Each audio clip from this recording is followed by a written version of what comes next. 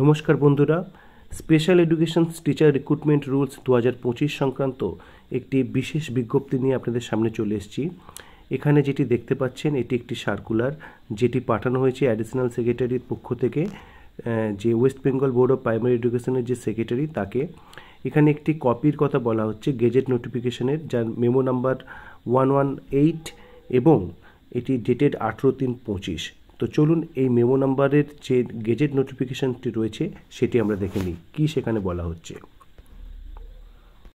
চলে এসেছি সেই যে গেজেট নোটিফিকেশন 118 ডেটেড 18/3/2025। দেখুন এখানে বলা হচ্ছে যে এর যে নামকরণ করা হচ্ছে সেটি হচ্ছে this rules may be called the West Bengal primary school special education teachers recruitment rules 2025। তো এই রুলসের মেন যেটি ইম্পর্টেন্ট জায়গা, চলুন সেটি এবার দেখে নিই। মূল যেটি ইম্পর্টেন্ট জায়গা সেটি হচ্ছে টেট।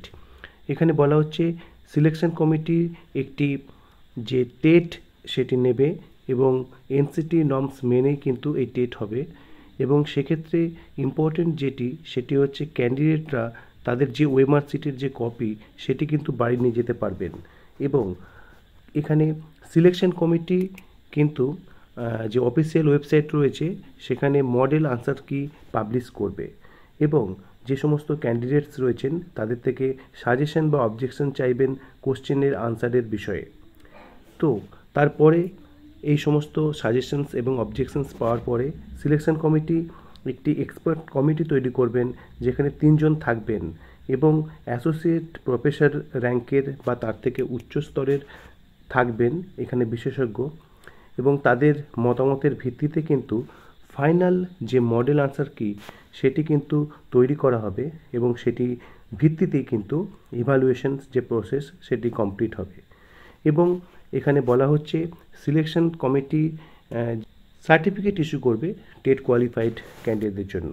এবং সিলেকশন যে প্রসেস তারপরে সেখানে বলা হচ্ছে টেটের জন্য ওয়েটেজ পাওয়া যাবে 80 এবং demonstrations of classroom teaching and interview 10+10, total হচ্ছে 100।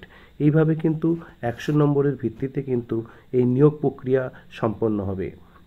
অলরেডি টেট কোয়ালিফাইড তাদের থেকে অপশন চাওয়া হবে যে তারা আগের যে টেট সার্টিফিকেট রয়েছে তার ভিত্তিতেই এই যে সিলেকশন প্রসিডিওর তাতে অংশগ্রহণ করবেন কিনা। এবং এক্ষেত্রে সবার থেকে যে সমস্ত ডকুমেন্টস অ্যাপ্লিকেশনসের মাধ্যমে পাওয়া যাবে সেগুলি যথাযথভাবে ভেরিফিকেশন করা হবে।